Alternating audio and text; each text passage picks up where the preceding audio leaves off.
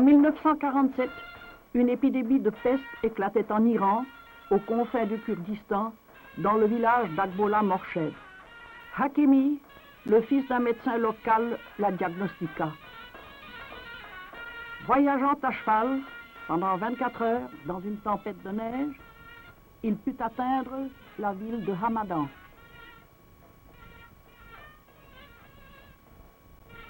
De là, il demanda l'aide de l'Institut Pasteur de Téhéran, distant de 560 km.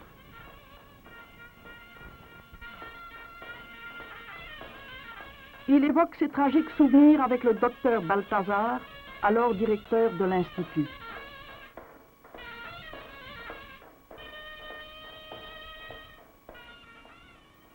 Mais l'hiver rendait les routes quasi impraticables.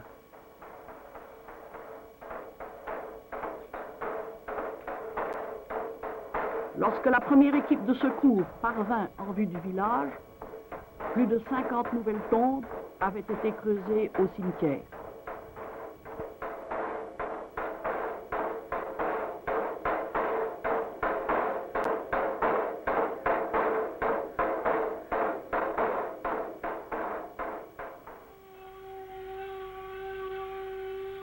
Dès cette triste période, la région au sud du lac de Rizaïe fut régulièrement prospectée et étudiée par les chercheurs de l'Institut, le fléau de la peste subsistant à l'état endémique au Kurdistan depuis plus de 2000 ans. Les membres de l'équipe se retrouvent à Hamadan, non loin du tombeau d'Avicenne, ce savant du XIe siècle qui fit faire à la médecine tant de progrès.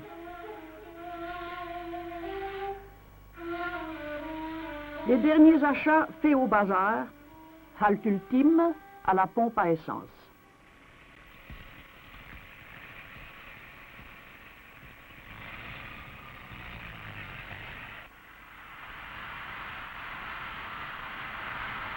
Puis l'équipe se met en route, rencontrant en chemin les paysans se rendant à la ville.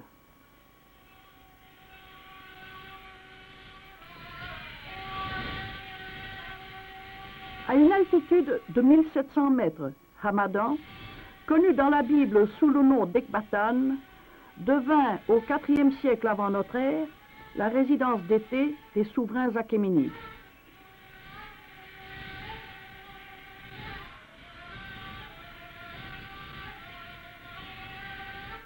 La douceur des vergers contraste avec la sévérité des hautes montagnes.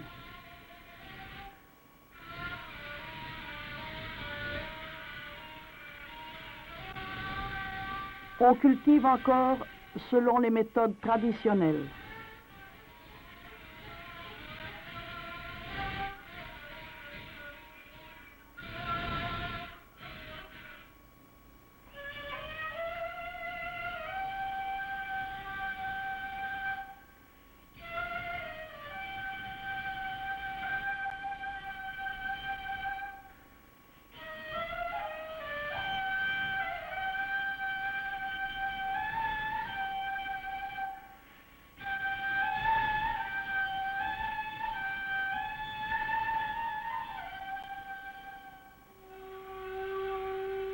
Les champs de melons sont la richesse de la région.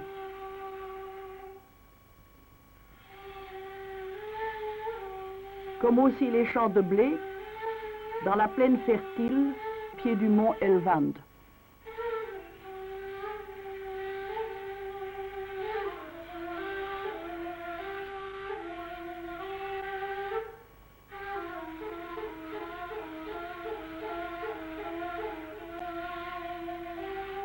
On récolte jusqu'aux épines du désert, qui sont l'un des combustibles des humbles foyers. Au printemps, le Ban, ce haut plateau au caractère si typique, est fleuri de tulipes sauvages. Elles sont à l'origine des tulipes cultivées maintenant dans le monde entier. Mais ici, leur floraison est particulièrement éphémère.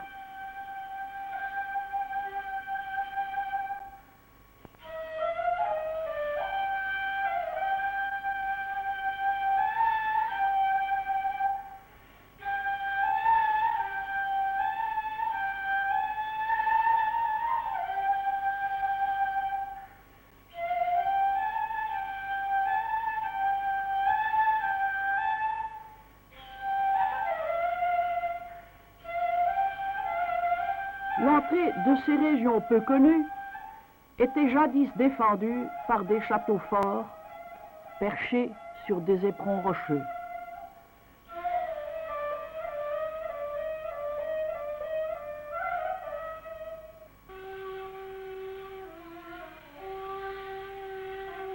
Et pendant des heures, le trajet se poursuit pour atteindre finalement la région que l'on prospecte et étudie.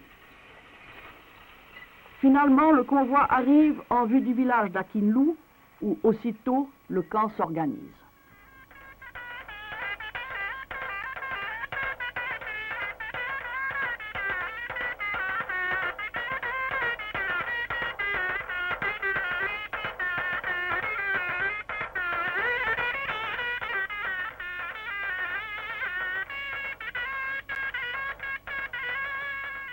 Il faut transporter non seulement le matériel inhérent à un long séjour, mais aussi des vivres et les instruments fragiles, ainsi que les grandes caisses contenant les centaines de pièges qu'exigent les recherches.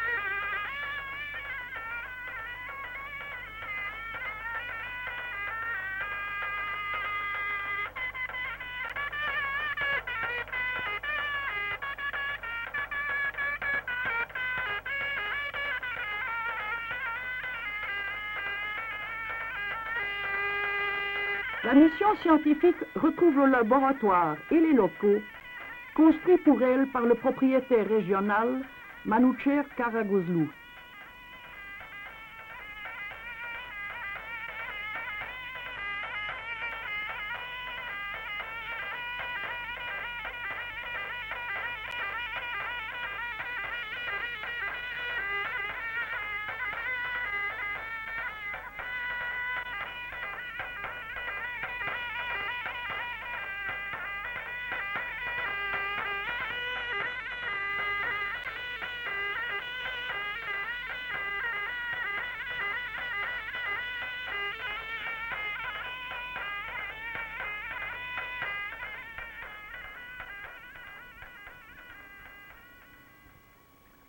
L'eau nécessaire à la vie du camp est amenée dans le djoub, le canal d'irrigation.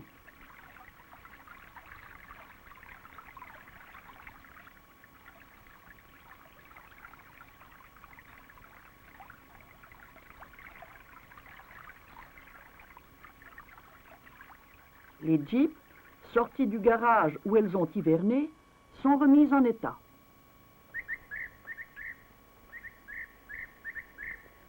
Mais le ciel s'assombrit.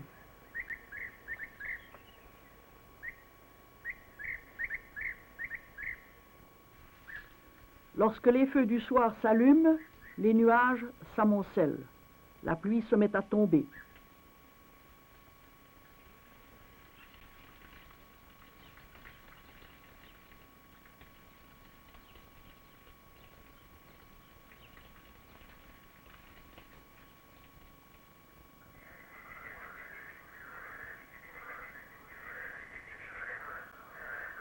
Elle tombera avec une telle insistance que les murs de terre battus mélangés de paille en sont tout imprégnés. Pourtant, dès l'aube, le soleil luit à nouveau et les troupeaux partent à la recherche de pâturage.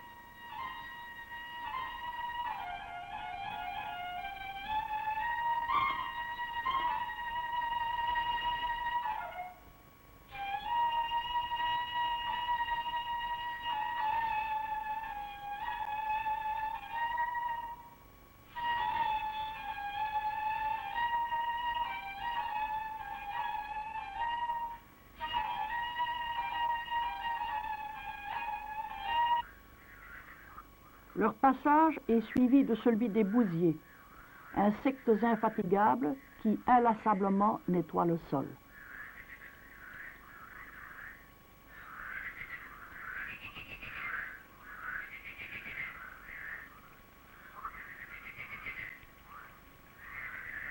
À cette heure matinale, tandis que les ânes braient de concert, les équipes, scindées en petits groupes, se mettent en route.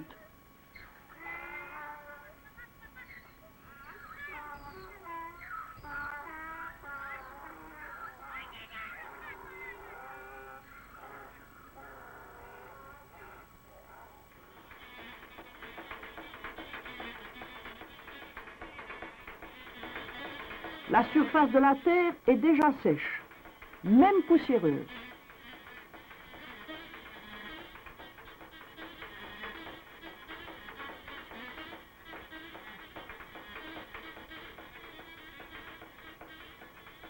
Pourtant, des fondrières subsistent.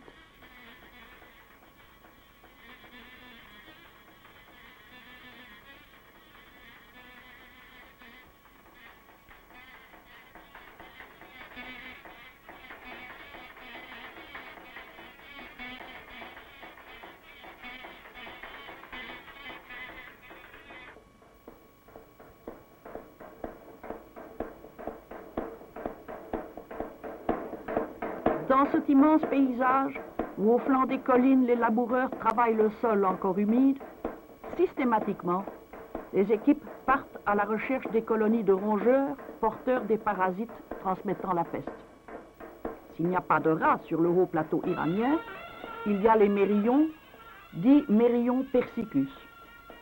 Les équipes explorent le terrain régulièrement, opération dénommée quadrillage, et pare-brise baissé afin de mieux voir, scrutent mètre par mètre.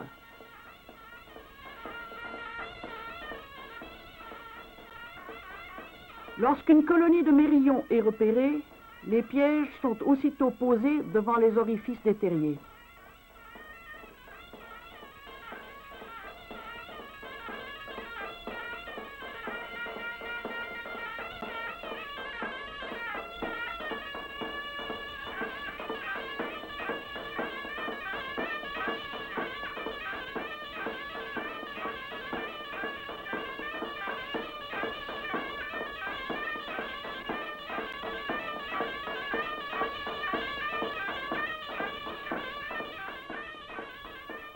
Il arrive qu'un mérillon, atteint de la peste, vienne mourir à l'air libre.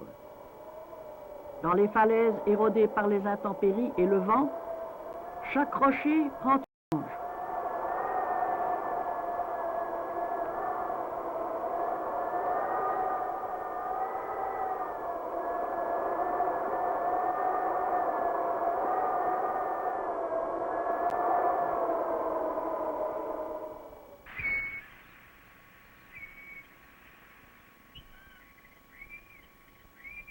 Refuge idéal pour les oiseaux de proie, qui veillent et puis, quittant leur aire, tournoient à la recherche de ces proies, parfois faciles.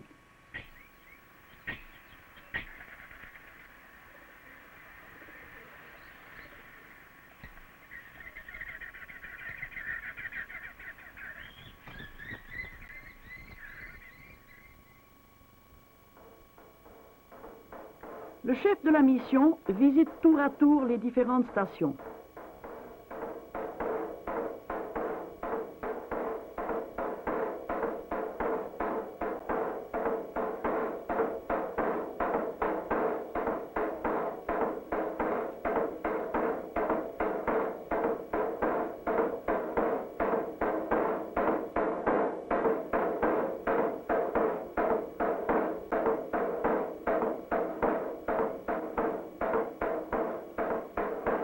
Lui aussi connaît les difficultés de la piste, les fondrières, mais il connaît aussi chaque repli du terrain.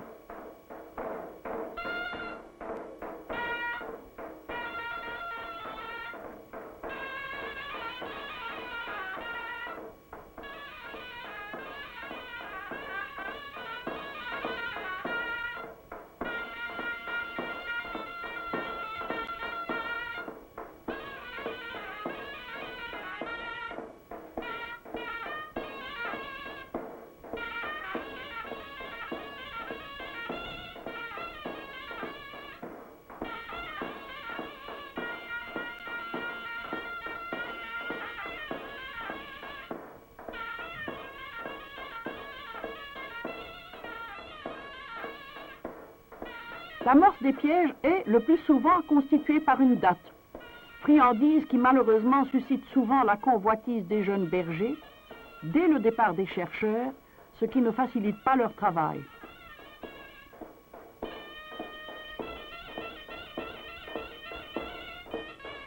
Chaque nouvelle colonie est repérée sur une carte aérienne à grande échelle.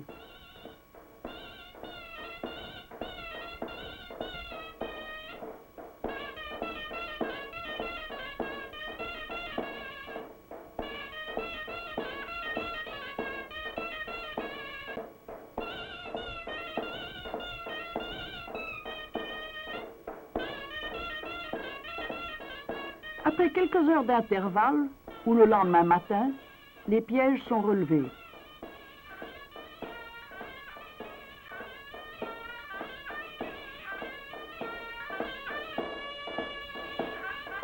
À l'abri de la Jeep, un des chercheurs prépare les instruments. Il verse de l'eau dans un plateau et y alignera ses pinces.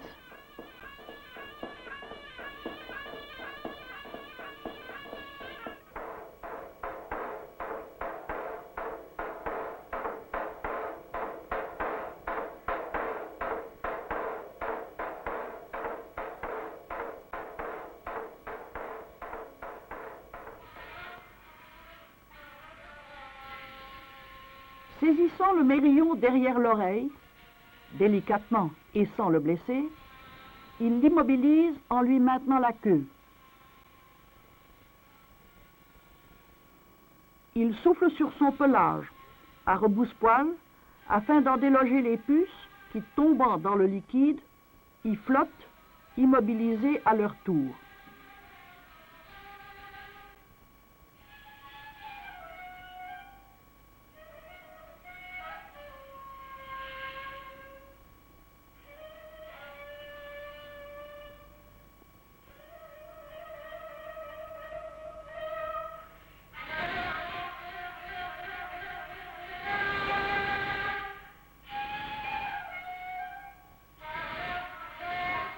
Les mérillons remis au piège seront ensuite relâchés.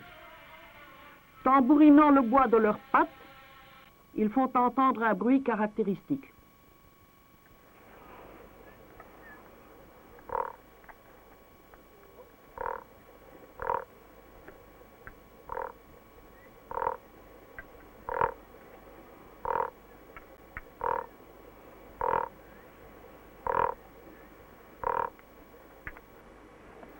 Les puces flottant dans l'eau sont récoltées une à une.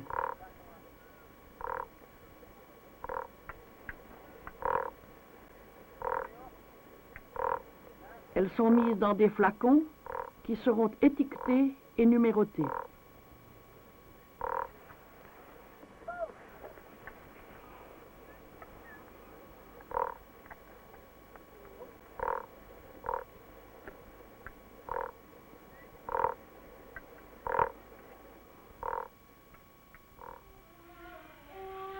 Cette opération, dite soufflage, se renouvelle dans chaque station.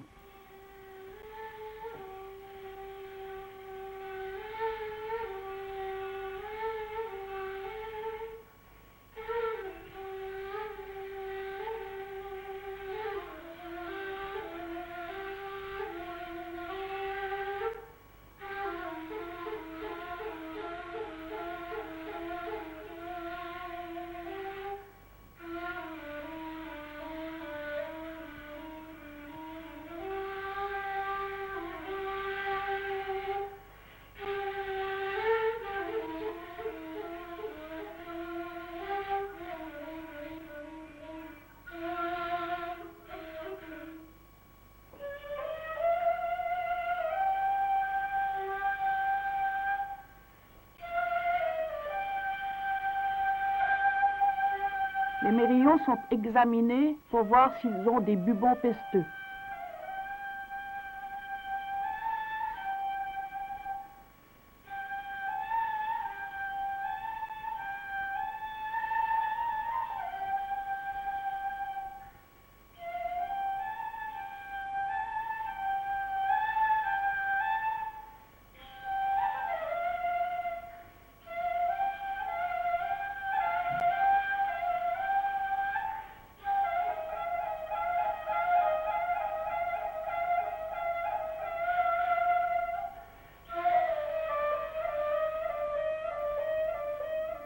Les mérillons sont ensuite relâchés, afin peut-être d'être repris un autre jour. Timide, mais peu farouche, le mérillon se laisse parfois approcher si l'on agite avec patience.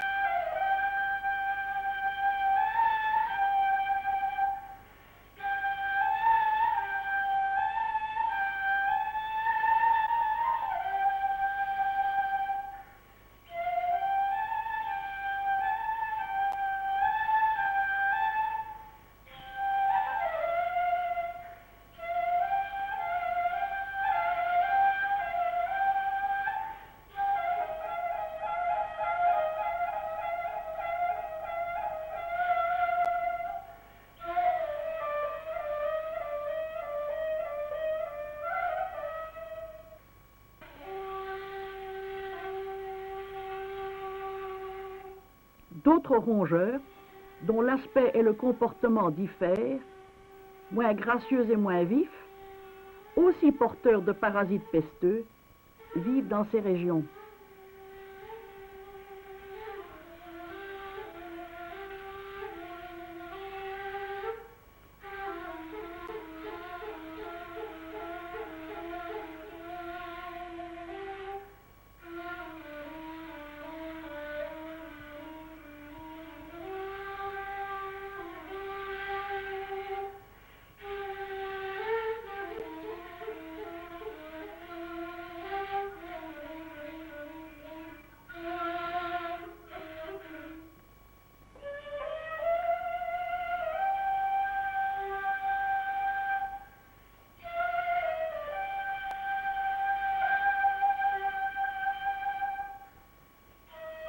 Jusqu'à la taupe qui, indifférente à ce qui l'entoure, travaillant avec vigueur de la tête comme de la croupe, creuse opiniâtrement son trou.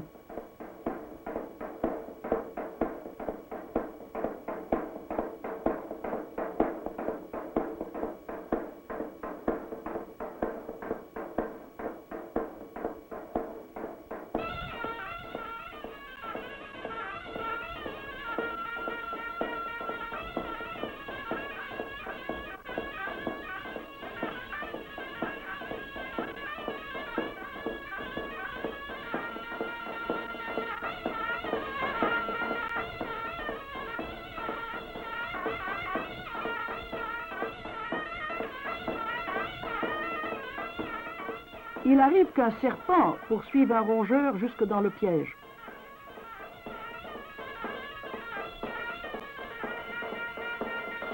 Même des tortues peuvent transporter des parasites pesteux.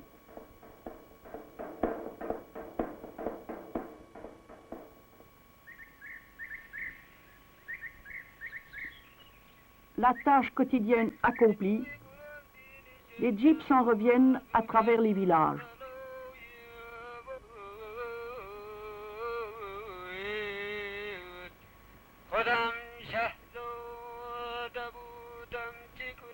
Près du puits, les femmes se retrouvent à des heures régulières. Le costume régional se compose d'un pantalon sombre, d'une jupe courte à plis multiples et d'un gilet souvent orné de pièces d'argent.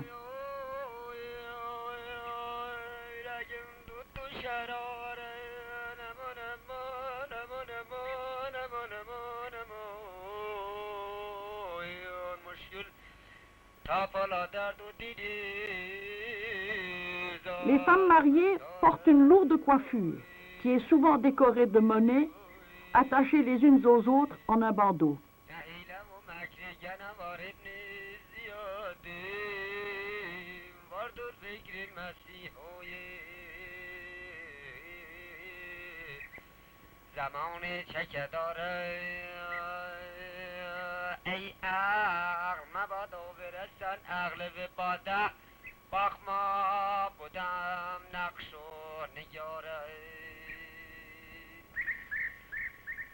Les villageois profitent du passage des jeunes médecins pour leur demander des conseils que ceux-ci leur donnent bénévolement.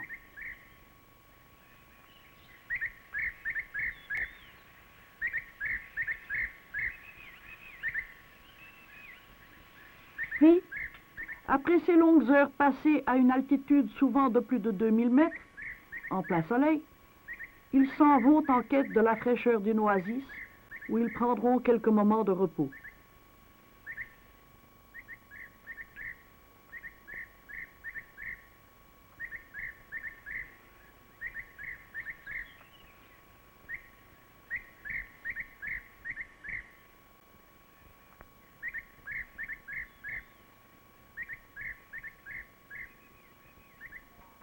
Sur la route du retour, il arrive de rencontrer un loup à la recherche d'une proie ou une harde de bouquetins.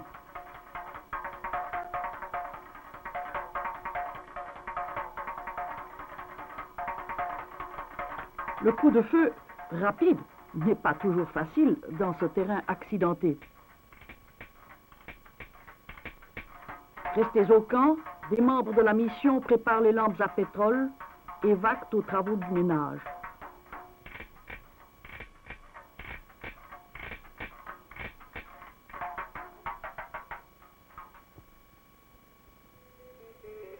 Les chercheurs pénètrent dans le laboratoire. Le déroulement des différentes expériences est commenté ici par le docteur Balthazar. Voici, alignés sur la table, les flacons dans lesquels, au champ, ont été récoltés les puces des rongeurs, terrier par terrier, peuplement par peuplement, lieu par lieu. Ces puces sont rapidement triées et identifiées.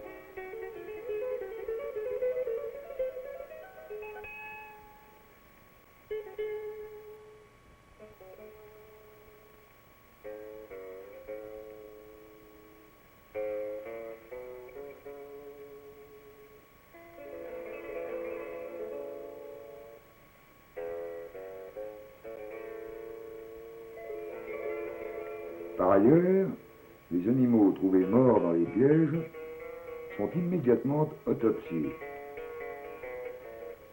Seulement les animaux trouvés morts dans les pièges, car les autres, ceux qui ont été trouvés vivants, sont ou bien gardés en observation au laboratoire, ou bien, comme nous l'avons vu tout à l'heure, relâchés directement sur le terrain pour l'observation ultérieure du peuplement.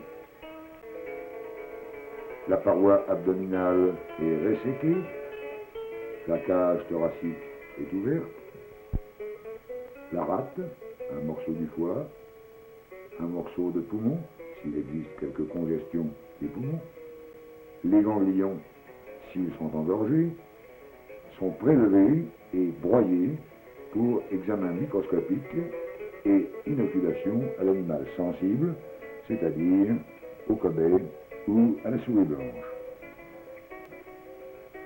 De même, les puces sont broyées.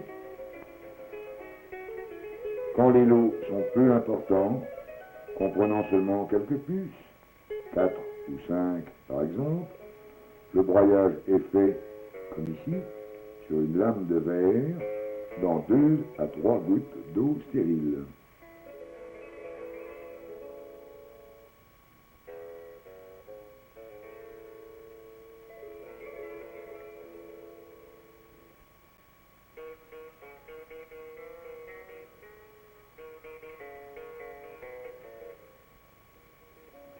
De ces gouttes, l'une est ensemencée sur une plaque de gélose spéciale pour recherche du bacille pesteux par culture.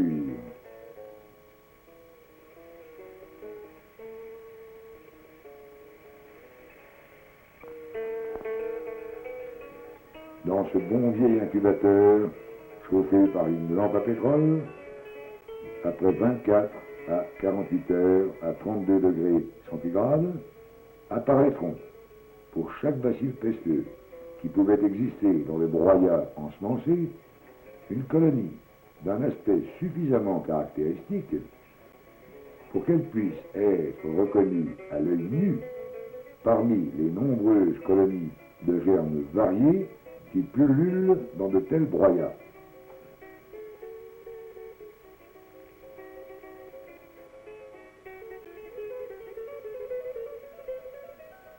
Les résultats acquis sont en fin de journée et parfois, comme ici, tard dans la nuit après le long travail, reportés sur la carte, ou plus exactement, sur une feuille de plastique transparent. Sur cette feuille, une couleur différente pour chaque espèce de rongeur en chaque lieu.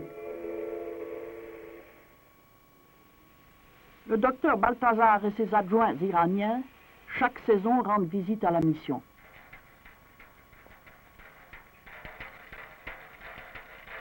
C'est l'occasion de prendre la photo souvenir.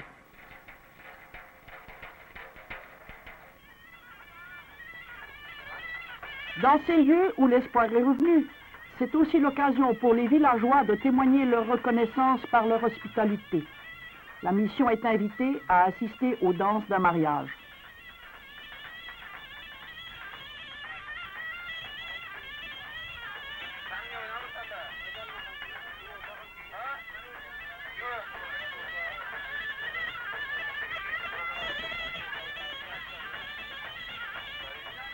Avec une certaine gaucherie, les danseurs prennent le rythme.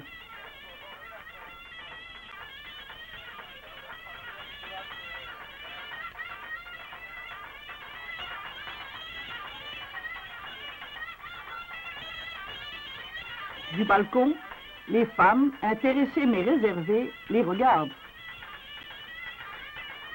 Une d'entre elles s'enhardit et seule parmi les hommes dansera avec eux la danse dite du mouchoir. Le chef de file en tient un à la main et par ses gestes ponctue la cadence.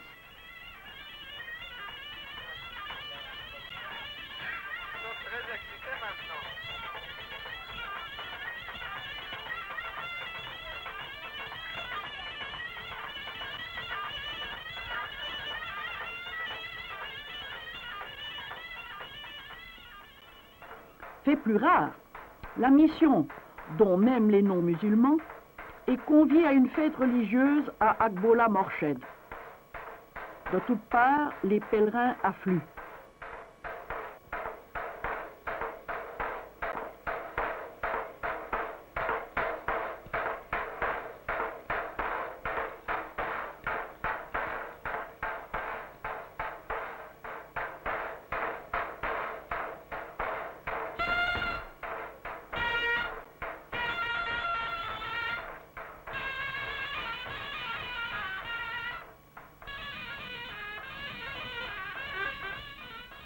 Ils s'installent sur les toits en gradin ou à l'ombre des murs pour assister au spectacle.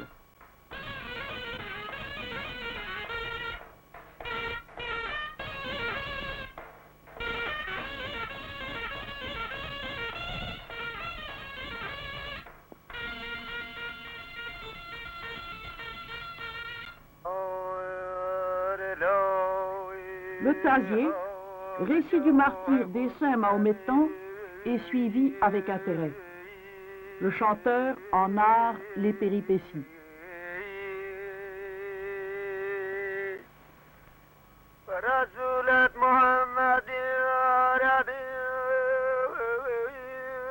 Un samovar, placé sous l'estrade, sert à la préparation du thé qui doit constamment le désaltérer.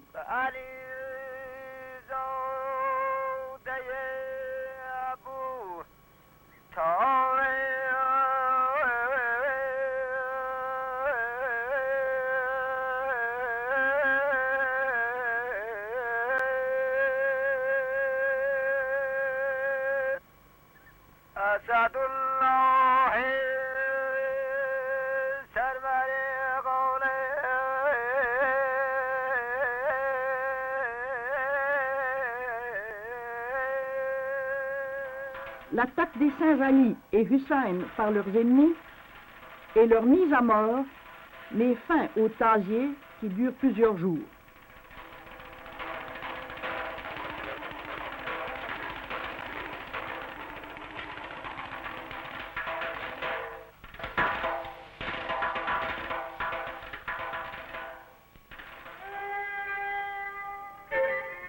À Téhéran, les travaux se poursuivent sans relâche.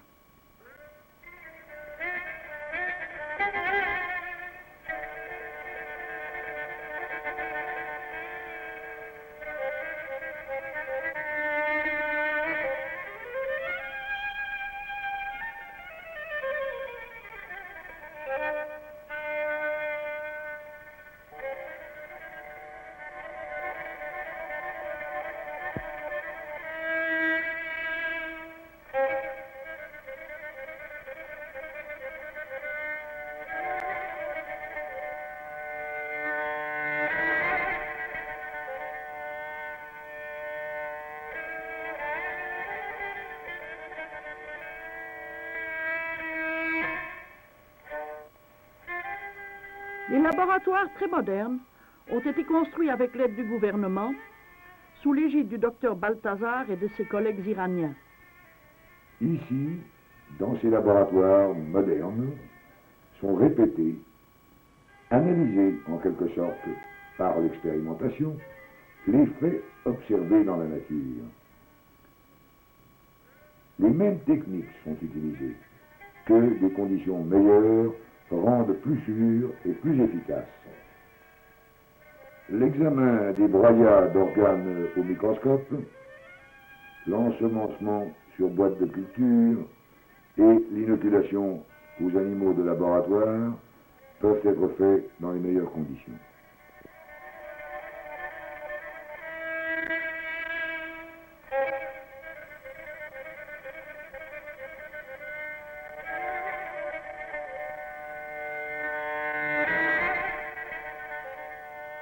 Ici, le dépôt sur la peau simplement épilée, non scarifiée, du cobaye va permettre la lecture d'une réaction particulière du cobaye.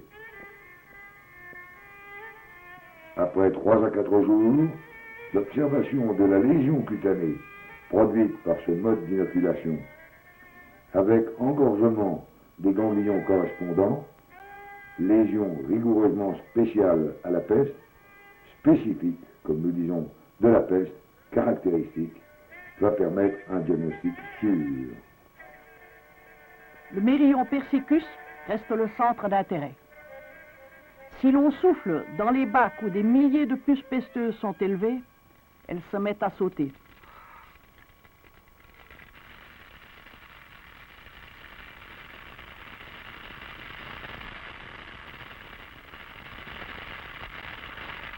Elles serviront aux expériences et aux préparations des vaccins mis au service de l'humanité.